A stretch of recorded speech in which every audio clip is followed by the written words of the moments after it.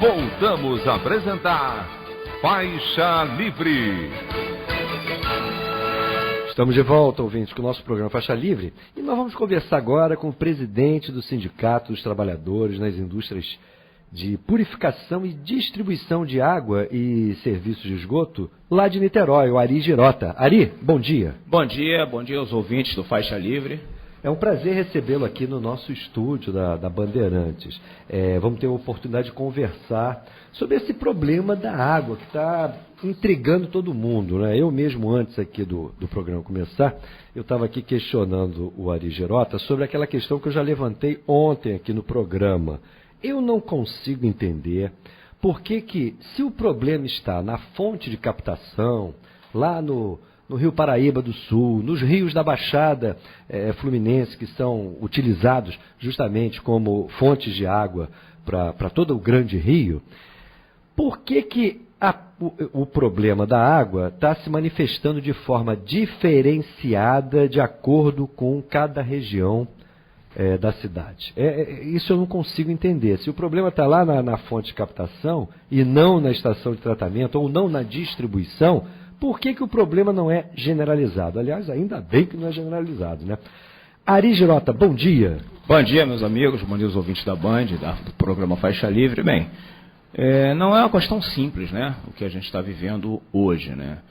É bom explicar para os ouvintes que a SEDAI, ela faz milagre, né? Eu gosto de citar uma frase do Mário Moscatelli, que visitou a Itaguandu em 2008, né? A estação de tratamento. A estação de tratamento. E ele falou exatamente, eu tenho o texto dele aqui. A estação deve estar fazendo um milagre químico ao transformar esse caldo que chega na estação... Um caldo completamente poluído, né? Contaminado, é o termo que ele usa, em água potável. Quem falou isso não é o Ari Girota, não é um trabalhador. Quem falou isso foi Mário Moscatelli, um ambientalista conhecido internacionalmente, né? Então, a população tem que entender, o tratamento é feito, a qualidade do tratamento é inquestionável. No entanto, como você perguntou aqui agora, Paulo, o que acontece na distribuição? São quilômetros e quilômetros de rede. A SEDAI vinha num processo de investimento ao longo dos últimos 10 anos para torná-la cada vez mais eficiente. E assim foi. Os Jogos Olímpicos aconteceram, a Copa do Mundo aconteceu, não tivemos nenhum caso de doença de veiculação hídrica. Isso é responsabilidade da dedicação dos trabalhadores da SEDAI. Inesperadamente, de um ano para cá, né, o Executivo do Estado do Rio de Janeiro nomeia um presidente que, diga-se de passagem, era o diretor financeiro da empresa e impedia que outros investimentos necessários fossem realizados. E aí, do nada, os problemas começam a acontecer. Volto a dizer, são quilômetros e quilômetros de rede de distribuição de água por todo o estado do Rio e pela região metropolitana. E você bem falou, poxa, por que acontece num determinado ponto e não acontece no outro? Há que se investigar. Representantes do Ministério Público, da Fiocruz, da UFRJ, da UERJ, do INEA, estiveram na estação de tratamento do Guandu e vão emitir o seu parecer, que nós temos certeza que vai ser favorável. A água que sai do Guandu é de qualidade. Ela é potável. Nem toda a turbidez, nem toda a coloração barrenta quer dizer que a água não pode ser consumida, né? Então, eu não sei se isso atende à sua... O problema, parece, da coloração, ela pode ter, inclusive, outras razões. Mas a questão do cheiro, da contaminação, parece que é função de algas e também do aumento dos dejetos, que decorrentes, inclusive, do aumento de chuva, afetou o próprio Rio Paraíba. Procede isso? Procede no sentido de que o aumento de algas, é um boom de algas que ocorreu, né? E o resultado disso é a geosmina, que é um nome grego que diz cheiro de terra. Sim. Né? E é exatamente isso que a pessoa sente. E ela realmente não faz mal à saúde humana, né? Mas não tem que ter. A gente sabe disso e a SEDAI está trabalhando para isso. Isso foi detectado em 2008, foi a última vez que aconteceu no Rio de Janeiro. Teve uma repercussão, não teve a repercussão que está tendo agora. Por quê? Porque agora nós estamos vivendo um momento de que o Executivo do Estado do Rio de Janeiro e a presidência da empresa conduzem a empresa para a privatização. Então está se explorando ao máximo. Você não viu o executivo se manifestar em defesa da empresa, você não viu o presidente da SEDAI se manifestar em defesa da empresa, e ontem foi exonerado o gerente do Guandu, um profissional extremamente competente com 30 anos de experiência. Quer dizer, a culpa foi na ponta mais fraca. Bom, tem que ter um culpado dessa história, é o gerente. Agora, circula na internet uma informação que esse presidente, Hélio Cabral, não é isso? Isso. Que ele teria demitido recentemente 54 funcionários de nível superior, que mantinham justamente a memória técnica da companhia, incluindo 5 analistas de qualidade de água. Eu sempre que recebo essas coisas pela internet, eu fico meio ressabiado. Essa informação via internet também nos dá conta que o senhor Hélio Cabral é um dos 21 indiciados pelo rompimento da barragem de Brumadinho. Procede? As duas informações procedem? As informações são pertinentes, procedem. Essa demissão aconteceu há 1 ano atrás. E veja, como eu falei anteriormente, o doutor Hélio Cabral, ele foi diretor financeiro da empresa na última gestão. Então ele já vinha conduzindo um processo velado, né, de interesses aí impublicáveis. E quando ele assume a presidência, o que ele faz? Não foi uma demissão, como ele alegou, pelos mais altos salários. As pessoas têm que entender. Nós tratamos água para mais de 9 milhões de pessoas. Essa responsabilidade não é uma responsabilidade simples. Só que ele usou esse discurso dos altos salários para demitir as pessoas. E eram exatamente as pessoas que são a memória técnica, a memória histórica, profissionais extremamente competentes, os analistas de qualidade extremamente competentes, né, fundamentais para a nossa prestação de bons serviços. Obviamente, os engenheiros que continuam no quadro são engenheiros concursados e competentes, tanto é que o serviço continua a acontecer. Nós tivemos casos pontuais, que está sendo divulgado na imprensa, e as pessoas estão aí. Se nós tivéssemos um caos sanitário que se quer fazer a população acreditar, nós teríamos 9 milhões de pessoas, não teria hospital que daria conta disso. Não há dúvida. Eu, inclusive, na última sexta-feira, eu tive uma emergência de um hospital, e, na verdade, de um posto de atendimento, e me impressionou que eu fiquei, era uma sexta-feira à noite, eu falei assim, eu vou passar boas horas lá até ser atendido, né? E qual que estava relativamente vazio, eu fui atendido rapidamente. Eu fiquei cá pensando, se fosse uma tragédia do jeito que está sendo pintado aí, a coisa, evidentemente, estaria diferente numa emergência hospitalar. Agora, você muito bem lembrou, existe aí a intenção da privatização da SEDAI. O governador Witzel, inicialmente, se colocou contrário a essa privatização. Depois parece que ele cedeu a essa ideia, e isso é um objeto de desejo lá da turma do Paulo Guedes e companhia. Ao mesmo tempo, muitos dizem o seguinte, que o maior obstáculo à privatização serão os prefeitos. Os prefeitos vão impedir isso de alguma maneira, porque será um risco maior ainda para a segurança, em última instância, do abastecimento de água nos seus municípios. Como é que você vê esse imbróglio? Veja bem, o interesse está claro, né? Na medida em que já tem quase 1 mês de notícias, de casos, e nem o chefe do executivo, nem o presidente da SEDAI vieram à imprensa para defender ou dar o seu posicionamento. Isso já revela, como é que eu vou dizer, essa inércia de agir. Não, né? O governador está querendo caçar os responsáveis. Querem ter um culpado na história. Ninguém fala do desinvestimento que vem acontecendo nesse último ano. Isso que tem que ficar muito claro. Há uma aparente reengenharia na empresa, dizendo que está economizando, mas na verdade está se desinvestindo na empresa, precarizando. Não temos concursos há 10 anos. A média de idade dos trabalhadores da SEDAI é de 45 anos. E volto a dizer, o monitoramento é constante, a dedicação é constante. Nós não brincamos com a vida da população, porque nós somos população, nossas famílias bebem água da SEDAI. Isso tem que ficar claro. Agora, recentemente, o governo do estado fez um evento no Palácio Guanabara com o presidente da SEDAI, onde foi anunciado um projeto de privatização, que é a divisão em 4 grandes blocos da distribuição de água. Ficou muito conveniente que aparecesse um problema na distribuição agora, que tenha sido explorado dessa maneira. Então, O que está em curso é essa deslegitimação da empresa pública, porque você convence a população através da mídia privatista, a mídia que tem se explorado essa situação, de que a SEDAI não tem condição de dar conta do saneamento. Nessa situação, o povo acaba sendo enganado, como tem sido enganado em relação à Petrobras, como está sendo enganado em relação à Casa da Moeda, né? É um desmonte, é um cenário de terra arrasada. Só que nós podemos sim resistir a isso e, volto a dizer, tem que se ter investimentos de fato no saneamento. Eles estão acabando com o que foi feito nos últimos 10 anos em 6 meses.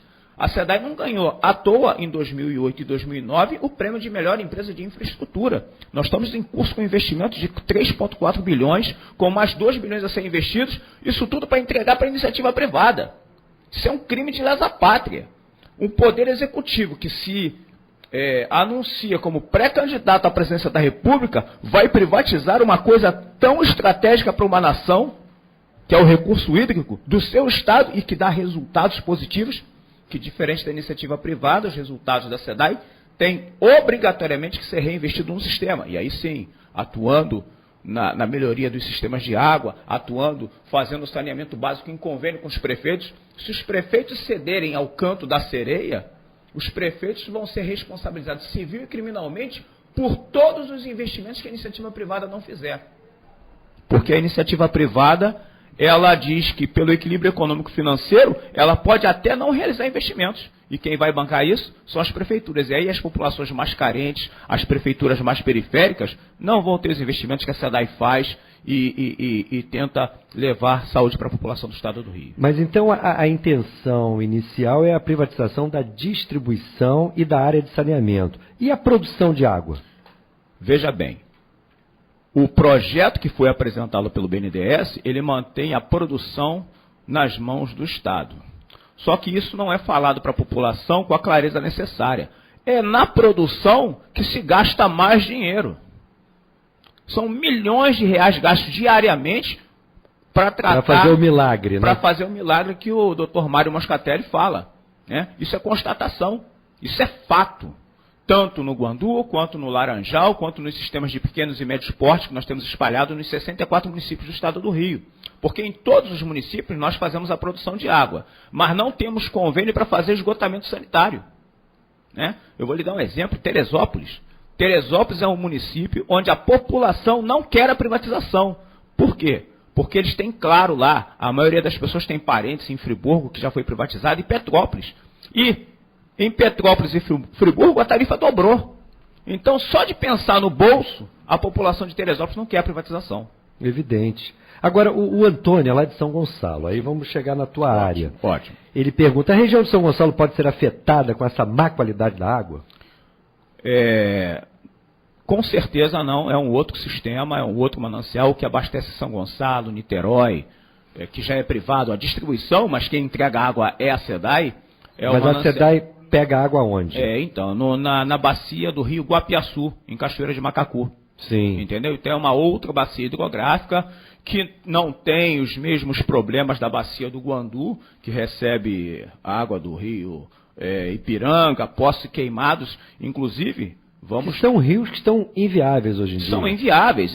Esses 3 rios que eu citei a vocês, para você ter uma ideia, eles recebem todos os rejeitos industriais do Distrito Industrial de Queimados. As indústrias privadas em Queimados deveriam fazer o tratamento de seus efluentes industriais e não fazem.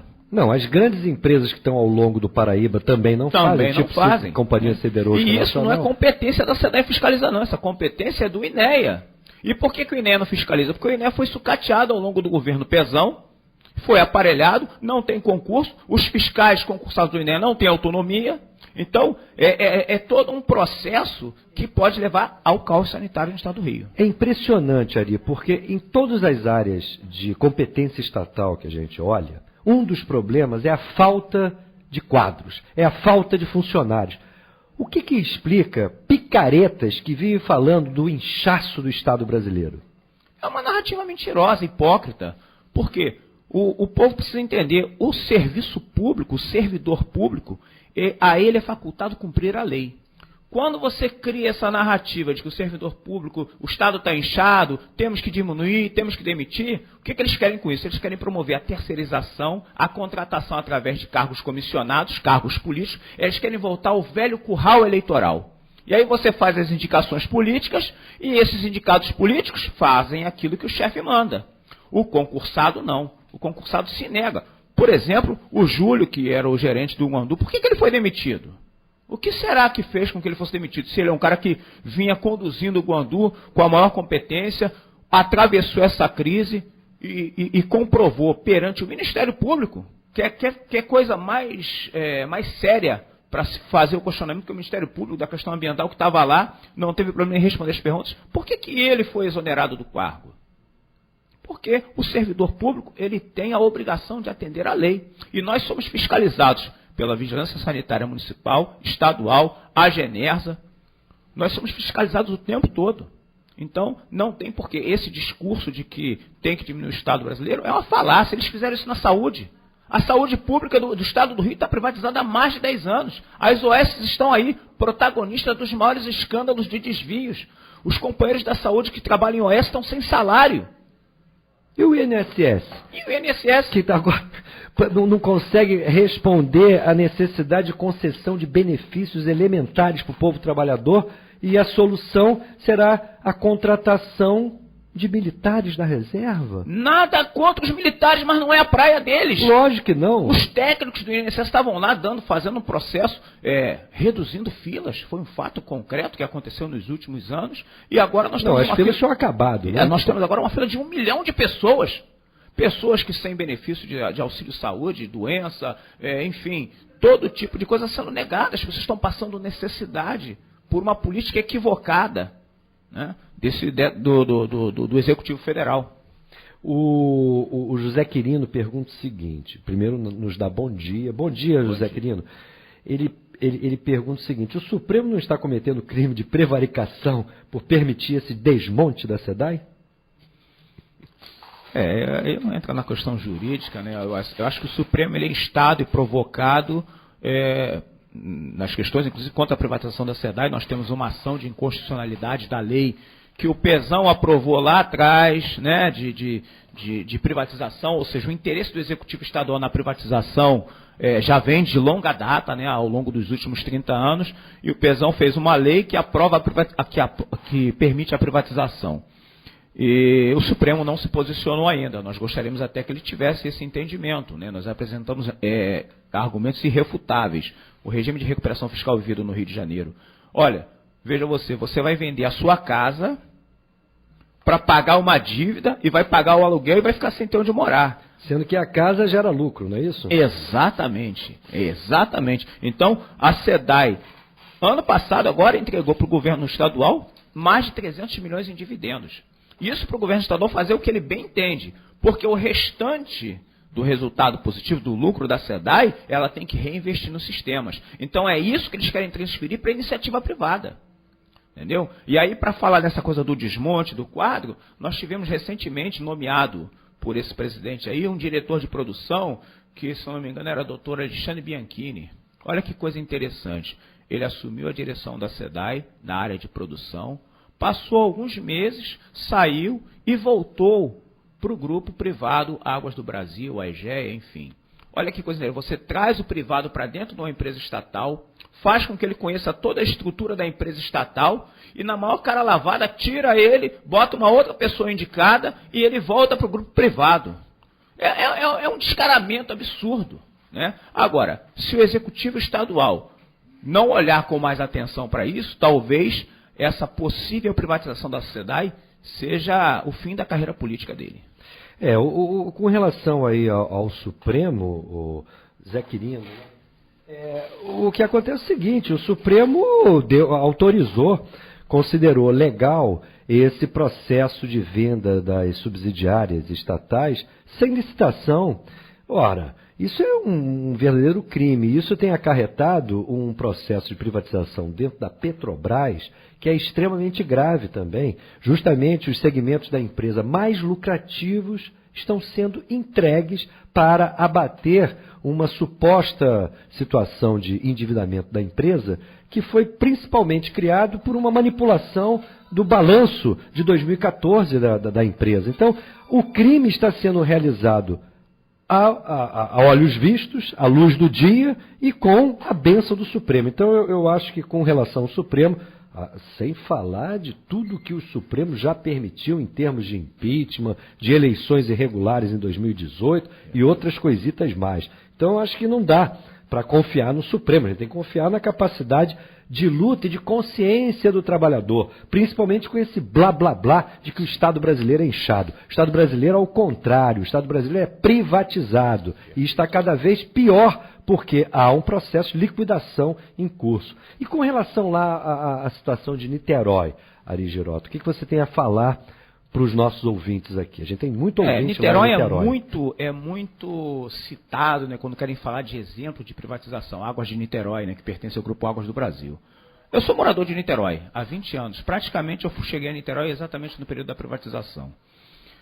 A tão falada eficácia, né, da privatização, ela é muito questionável. Se você for a Niterói, você não tem nenhum rio, nenhum córrego em Niterói que não seja um receptáculo de esgoto. Então a empresa está há 20 anos lá e não acabou com o lançamento de esgotos nos rios de Niterói. O que isso indica? Não interessa fazer isso. Não dá lucro, não dá resultado. Entendeu? A água é produzida pela SEDAI. A distribuição é feita pela empresa privada. Exatamente. Que deveria, com o lucro que tem, Exatamente. investir na área de saneamento. Isso. Mas o prefeito Rodrigo, não é isso? Rodrigo Neves. Rodrigo Neves, ele diz que justamente está enfrentando esse problema. Eu não sei de que forma que ele está enfrentando, não. Eu sou morador de lá, caminho, ando, vou e venho.